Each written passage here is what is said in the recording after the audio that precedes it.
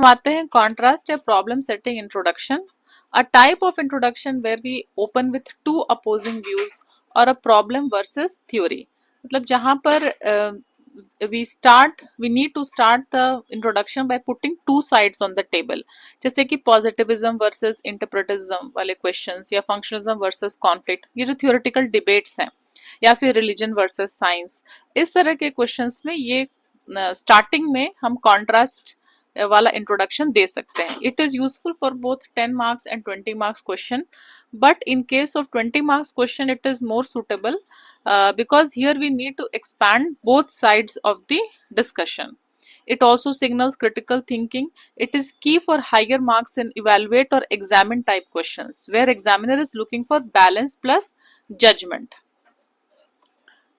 So with contrast to problem setting introduction, our first two lines shows the examiner that we know there are competing ways to look at the topic and we are going to weigh them. हम दोनों side बताएंगे and that is what even the question in critically examined type question demands.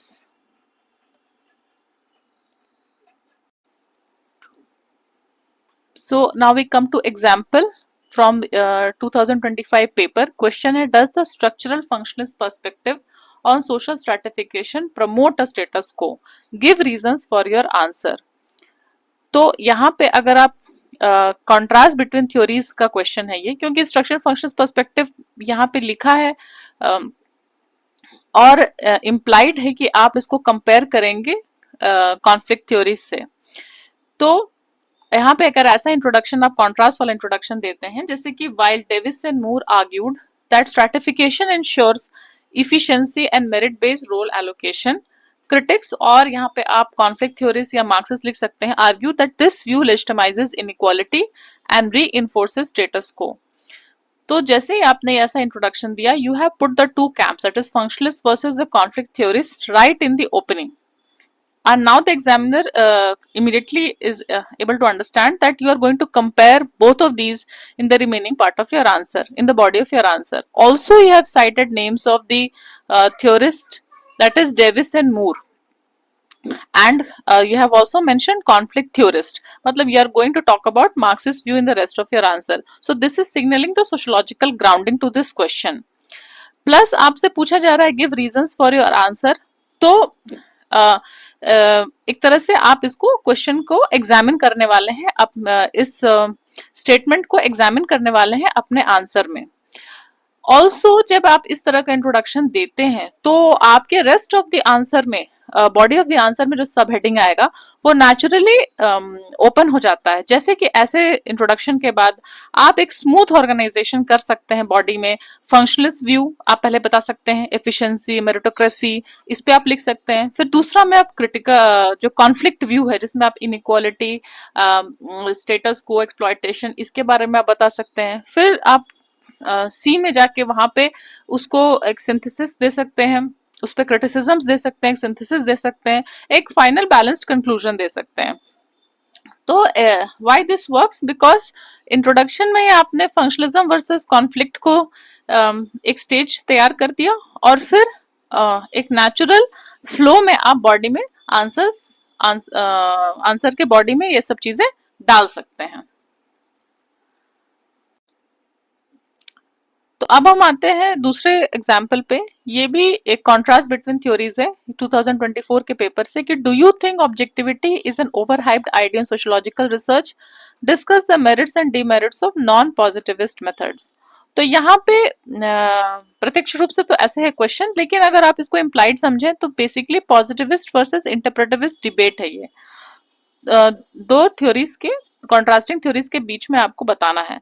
तो अगर आप ऐसा introduction देते हैं कि positivist emphasise objectivity which is as essential for scientific based sociology, but interpretivist caution that when you have to study human meanings, in such cases complete objectivity is both unrealistic and undesirable. तो जैसे ही आपने इस तरह का introduction दिया, आपने signal कर दिया कि you are going to present a contrast between the positivist and interpretivist approach right in the beginning of the answer. So examiner is now aware कि ये डिबेट जो है अभी आएगा आपके बॉडी ऑफ द आंसर में, और आपने एक सोशियोलॉजिकल टोन भी दिया है, आप साइंटिफिक सोशियोलॉजी, मीनिंग, ऑब्जेक्टिविटी ये सभी वर्ड्स यूज कर रहे हैं, कोई जीएस टाइप का वेगनेस नहीं है। प्लस इंट्रोडक्शन हमें हेल्प कर रहा है कि हम अपने बॉडी ऑफ द आंसर में क्या चीजें देंगे, तो यहाँ पे एक ये ग्राउंड तैयार कर दे रहा है। जैसे कि आपके 3-4 सब हेडिंग्स क्लियर हो जाते हैं कि आप पहले में देंगे कि पॉजिटिविस्ट इंसिस्टेंस ऑन ऑब्जेक्टिविटी, वहां पे आप क्या मेंशन करेंगे, आप मेंशन करेंगे डरखाइम को, कॉम को। फिर आप इंटरप्रेटिविस्ट क्रिटिक उसका दे सकते हैं जिसमें आप वेबर, मीड इनको लाएंगे। फिर आप अलग से, चूंकि क्वेश्चन में प्रत्यक्ष रूप से पूछा गया मेरिट एंड डिमेरिट्स, तो वहां पे आपको merit and demerits of non positivist method देना होगा। इसका मेरा एक लेक्चर भी उसको आप देख सकते हैं इस पर्टिकुलर मेरिट्स एंड डिमेरिट्स वाले पे। और लास्ट में आप एक बैलेंस्ड कंक्लूजन देंगे।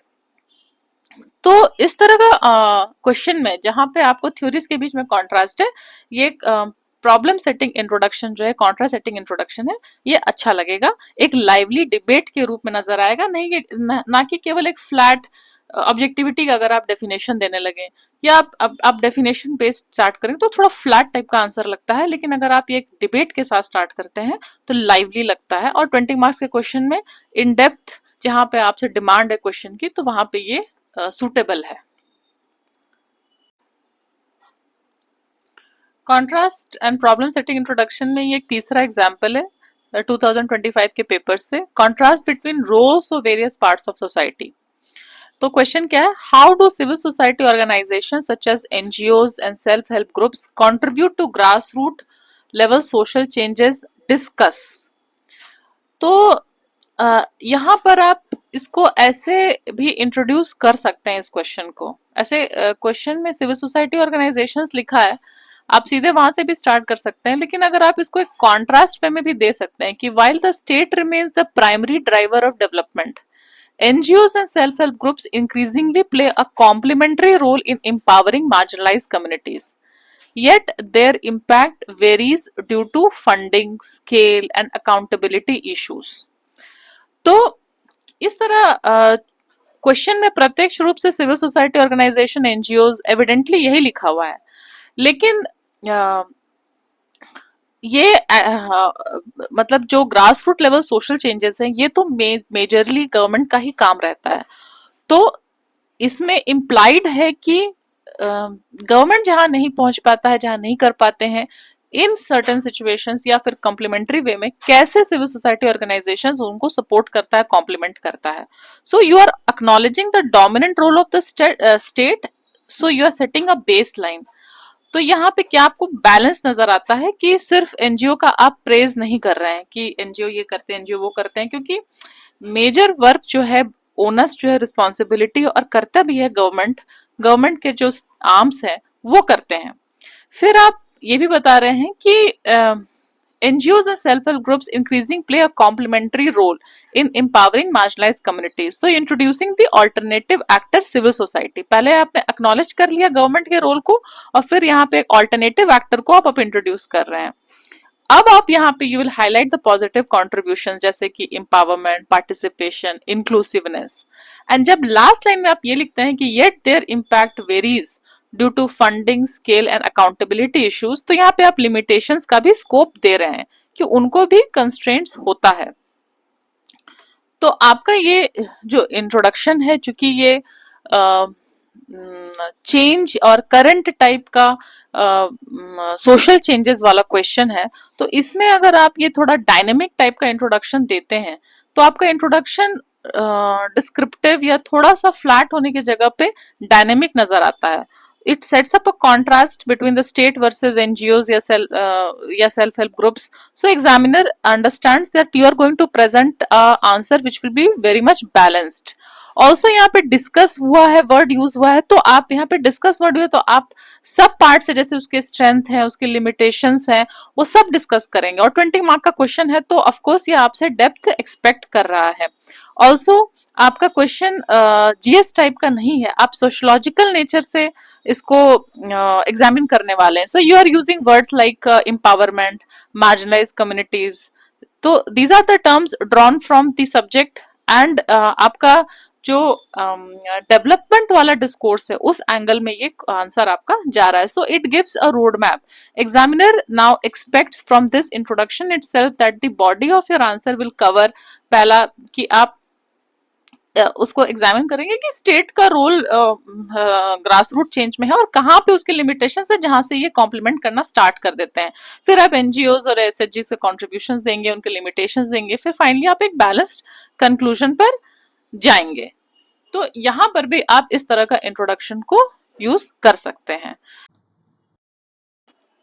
So if we prepare a list of contrast between opposite topics जैसे positivism versus interpretivism या objectivity versus subjectivity या फिर secularization versus religious revival, tradition versus modernity, caste versus class, patriarchy versus gender equality, तो फिर हमें इस तरह का जो debate टाइप के क्वेश्चंस है उसमें इंट्रोडक्शन करने में हेल्प होगा। जैसे पॉजिटिविज्म वर्सेस इंटरप्रेटिविज्म, तो यहाँ पे हम ऐसा इंट्रोडक्शन दे सकते हैं कि positivist like com and Durkheim insisted the sociology should mirror natural sciences, while interpretivists like Weber argued that human meanings require subjective understanding through firsthand.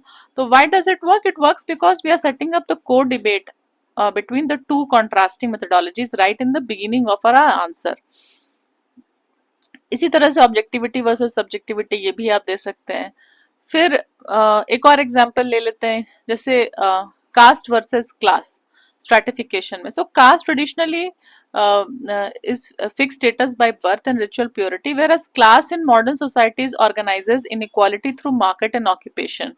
So this type of introduction works because we are contrasting the ascribed versus achieved basis of hierarchy right in the beginning of our introduction.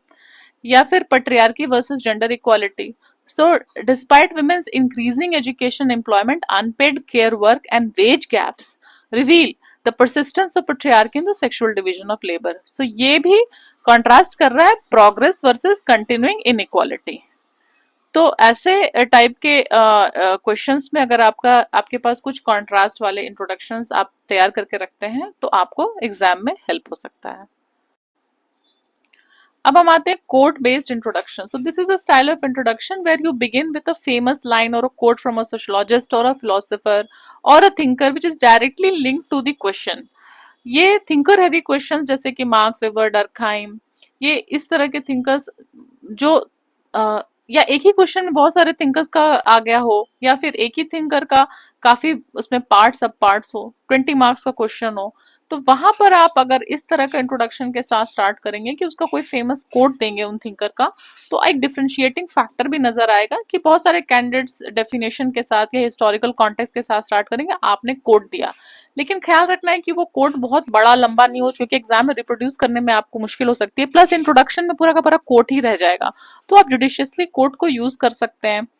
And your मतलब this quote can shine in theory questions because the examiner expects you to bring the thinkers in and they will understand कि आप अपने thinkers को अच्छे से जान रहे हैं, समझ रहे हैं और उसको क्वेश्चन के साथ में लिंक भी कर पा रहे हैं।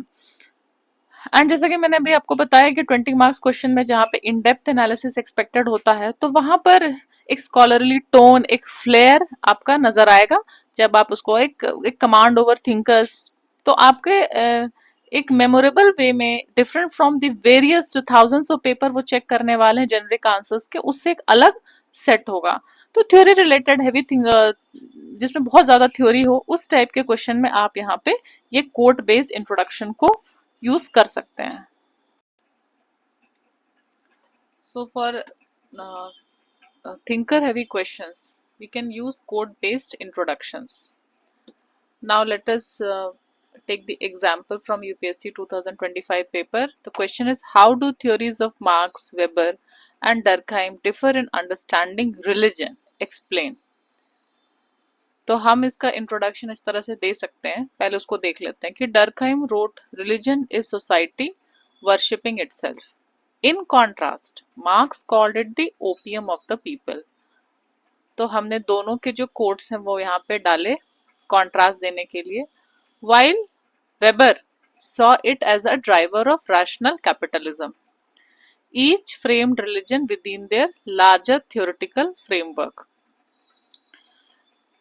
तो अब जैसे हमने ये इंट्रोडक्शन में डायरेक्टली कोट के साथ दिया, तीनों जो बिग थिंकर्स हैं, तीनों थिंकर के हमने सेंटेंसेस जो उनके कोट्स हैं वो दिए हैं, so it instantly sets up the comparative framework, Durkheim versus Marx versus Weber. Now the examiner immediately knows, अच्छा this student is not just going to write a generic answer, एक generic type का religion पे generally, लेकिन वो हर thinker के perspective को बताएंगे।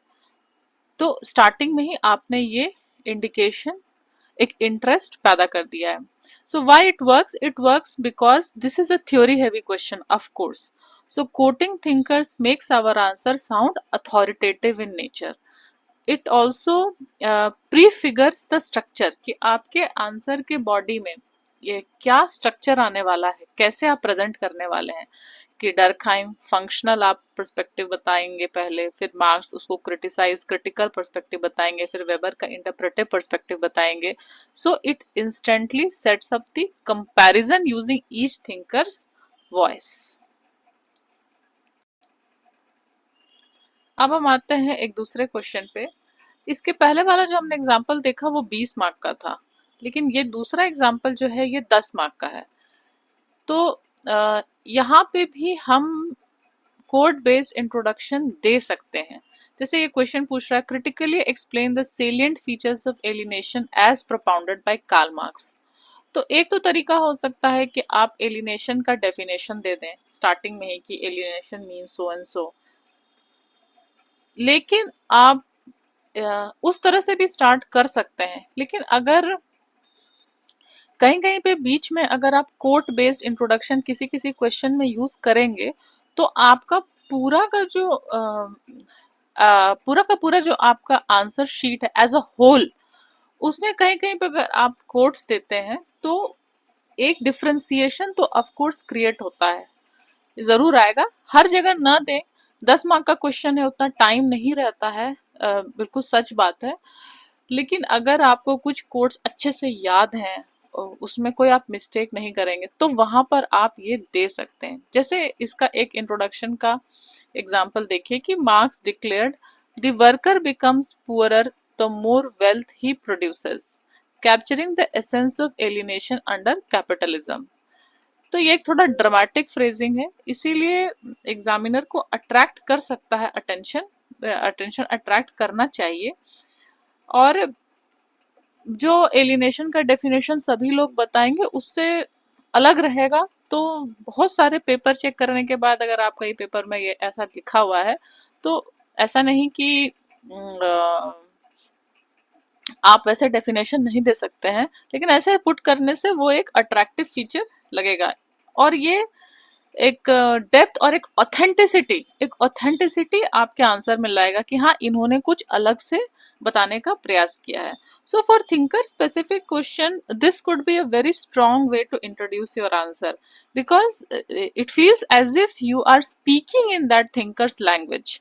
उससे ज्यादा अच्छा तरीका तो नहीं हो सकता है कि हम उन्हीं के वर्ड्स को पुट करें अपने क्वेश्चन के आंसर करने में, कि we are almost voicing from that thinker's language itself. तो ये यहाँ पे बेहतर लगेगा।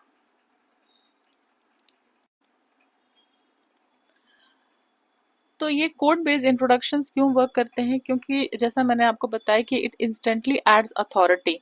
जब हम कोई आंसर लिख रहे होते हैं सोशियोलॉजी का, और अगर हमको ऐसा महसूस हो रहा है कि मेरा आंसर जो है वो थोड़ा सा मतलब उतना स्ट्रांग नहीं आ रहा है, मे बी जीएस टाइप का उसमें लुक आ रहा है, तो वहां पे अगर हम ये कोट्स डालते हैं तो इमीडिएटली ये अथॉरिटी लेजिटिमेसी आ जाता है, because now we are using the language, the tone, the direct voice of the thinker himself और हरसेल्फ।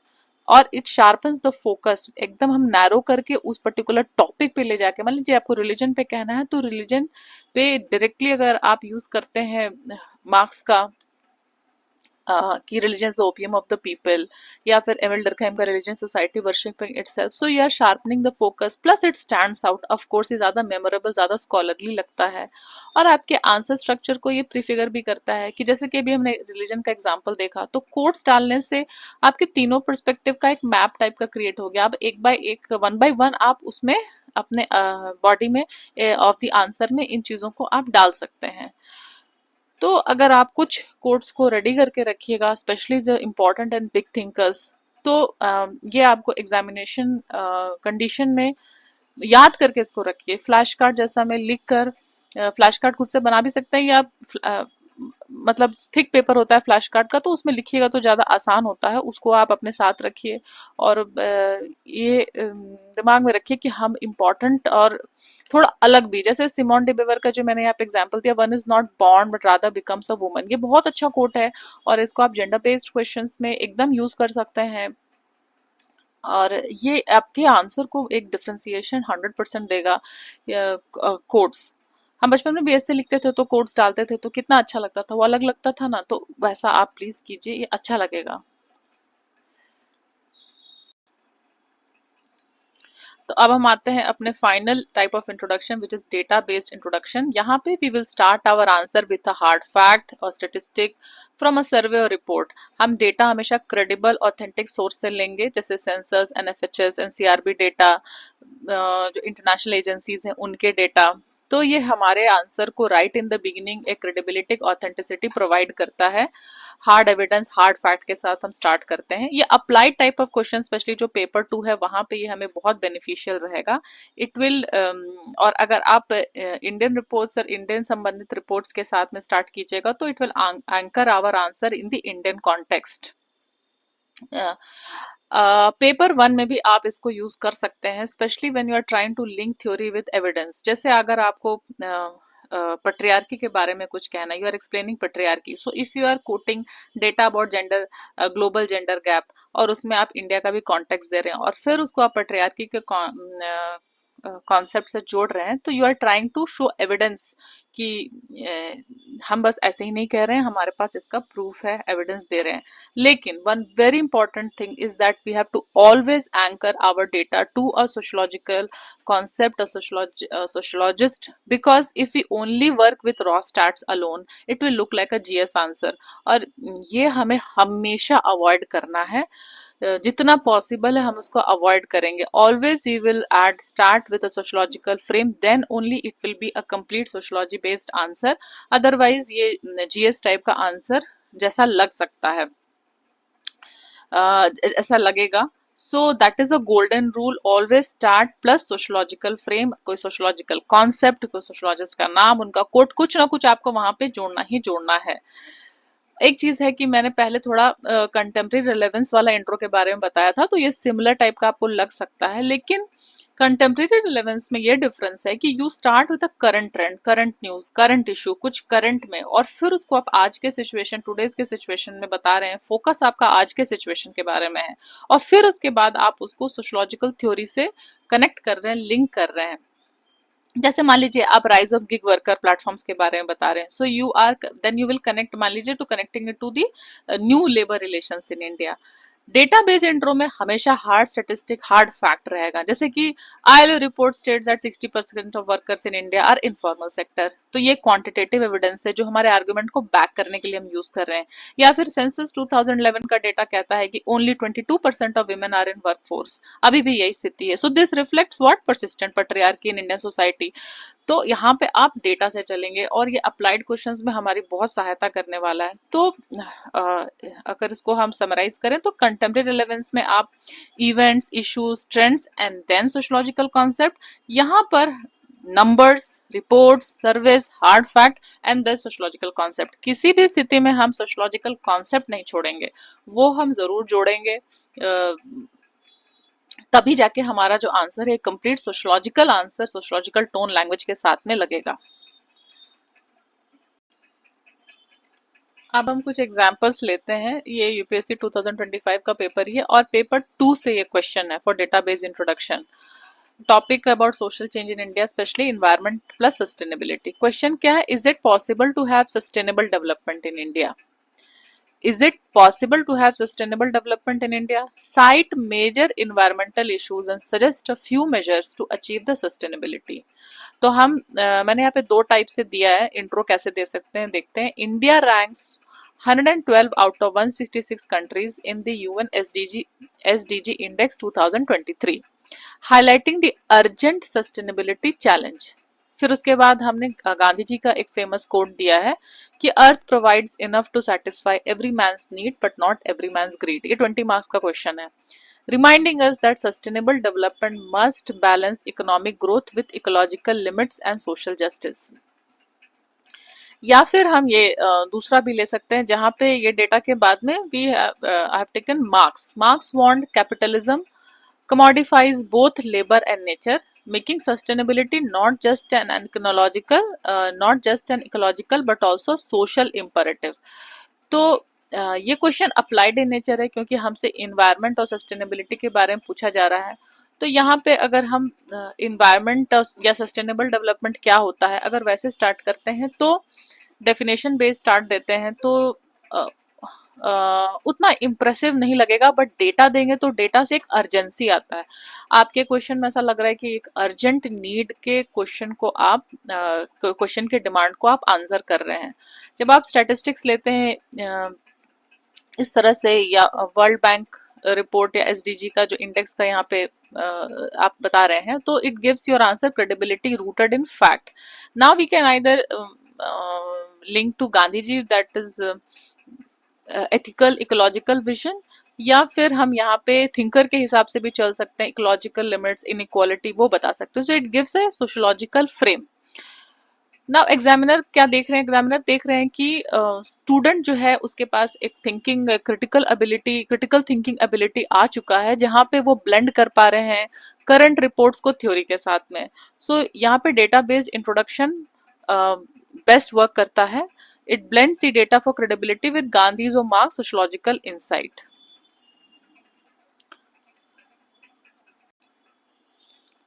अब हम एक और एग्जाम्पल लेते हैं, वो भी पेपर 2 से ही है, एजुकेशन एंड सोशल चेंज पे।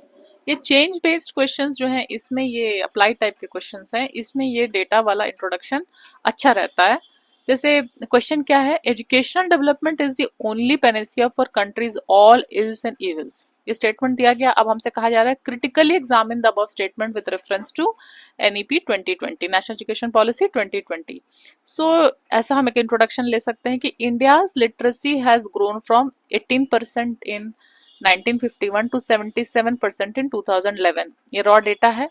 With higher education enrolment now at so and so according to this. मतलब काफी ज्यादा हार्ड डेटा है ये। सो अब इसके बाद आप ये डेटा देने के बाद में आप कह रहे हैं कि education as Parsons argued helps in role allocation integration, but Bourdieu reminds us that it can also produce inequality. So NEP 2020 is both a promise and a challenge. तो यहाँ पे आपने एक डिबेट टाइप का सेट कर दिया। Again 20 marks question है ये। तो जब आप इस तरह के क्वेश्चन जहाँ पे एजुकेशन है, एजुकेशनल डेवलपमेंट है, चेंज है, तो with such data you are trying to show progress. पहले आपने प्रोग्रेस दिखाया, 18% से इतना परसेंट हो गया, और फिर आपने यहाँ पे भी बताया। तो आप अभी क्या सिचुएशन है वो बता रहे हैं एज ऑफ नाउ। एक प्रोग्रेस भी आपने बता दिया, एक अभी क्या सिचुएशन है लिटरेसी और एनरोलमेंट डेटा का वो बता दिया। अब आप उसको तुरंत इंपॉर्टेंट जो थिंकर्स हैं जिन्होंने एजुकेशन पे बताया है, काम किया है, पार्सन्स बॉर्ड्यू है, उनसे आप लिंक कर रहे हैं। सो एजुकेशन का जब आप पार्सन से लिंक कर रहे हैं तो आप फंक्शनलिस्ट पर्सपेक्टिव से आ रहे हैं, तो आप एजुकेशन का role as an integrative factor आप यहाँ प्रेजेंट कर रहे हैं। फिर जब आप बॉर्डो के पॉइंट ऑफ व्यू से आ रहे हैं तो रिप्रोडक्शन ऑफ इनइक्वालिटी आप क्रिटिकल पर्सपेक्टिव है वो भी यहाँ पे शो कर रहे हैं। Right in the introduction itself आपने डेटा भी दे दिया, आपने 2 थिंकर के नाम बता दिए। मतलब इससे ज्यादा कोई क्या ही कर सकता है। It makes it sociological and not just general studies based.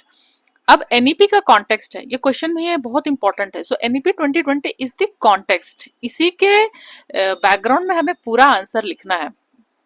So now the data builds credibility and thinkers give depth and this is the background.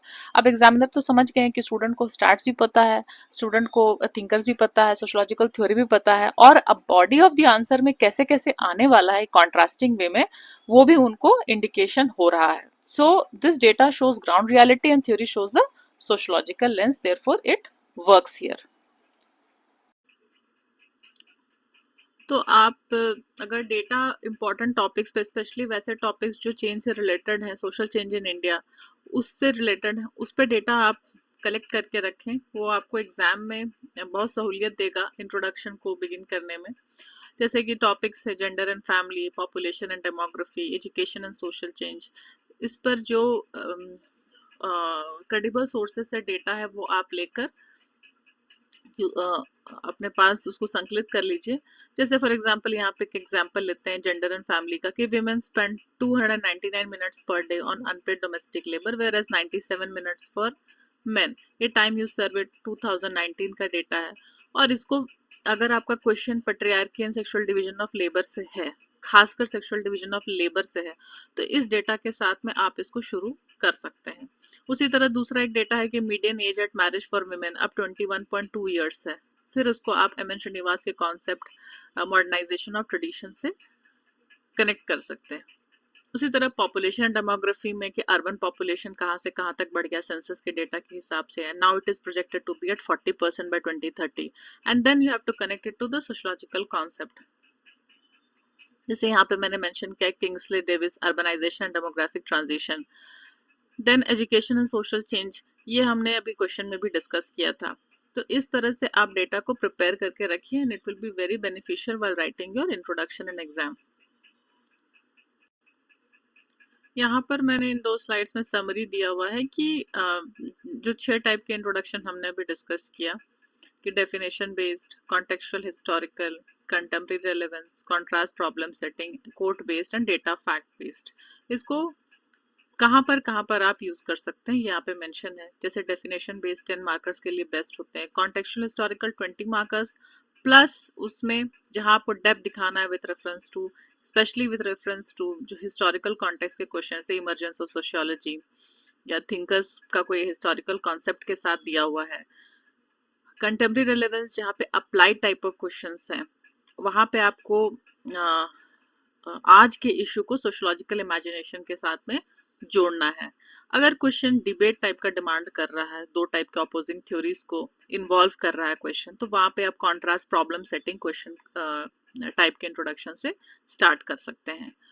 Thinker heavy question हो तो एक फ्लेयर दिखाने के लिए, ओरिजिनल वॉइस बताने के लिए आप कोट बेस्ड टाइप का इंट्रोडक्शन यूज कर सकते हैं। And again for applied based questions to give credibility to a answer you can use data और फैक्ट बेस्ड, वहां पे आप क्रेडिबल सोर्स यूज कीजिए and again you have to connect it with sociological frame. Last में एक चीज add करना चाहते हैं कि आप कोई भी स्टाइल पिक करें depending upon your various limitations in examination condition.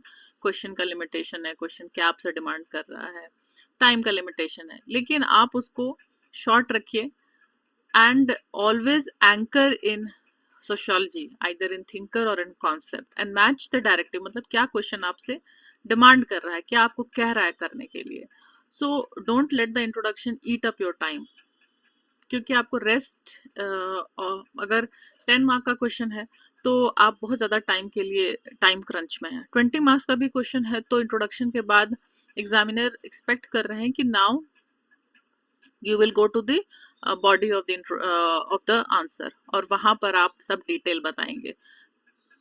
और एक बहुत इंपॉर्टेंट बात जो ये मैं बार बार इसको मैं रिट्रेट कर रही हूँ, I am retreating it several times because never give a GS type intro, plain current affairs, plain data. Always anchor it with a sociologist, a sociological concept. आप ये जरूर याद रखें, आपको ये जरूर मेंशन करना चाहिए, मतलब this cannot be emphasized enough, otherwise बहुत जेनरिक हो जाएगा, आप डिफ्रेंशिएट नहीं कर पाएंगे कि ये डेटा, ये GS टाइप का आंसर है, ये सोशियोलॉजिकल आंसर है। इसको कभी भी हमें मिस नहीं करना है। और हाँ, ये डायरेक्टिव जिस पे भी मैंने सोचा है कि मैं एक अलग से भी एक इसका लेक्चर जरूर बनाऊंगी। जो डायरेक्टिव भी हमें काफी हेल्प करता है एग्जाम में हमें एक डायरेक्शन देने में कि वो हमसे क्या एक्सपेक्ट कर रहे हैं। तो डिमांड जो क्वेश्चन का है उसके साथ में इंट्रोडक्शन को इम्पॉर्टेंट है बहुत इंट्रोडक्शन, लेकिन उसको शॉर्ट एंड स्वीट रखना है हमें। और हमेशा हमेशा हमेशा सोशियोलॉजिकल कॉन्सेप्ट, सोशियोलॉजिकल थिंकर या उनका कोट, इसमें हमको उसको एंकर करके रखना है। सो this is the final summary of this introduction part of the topic in answer writing.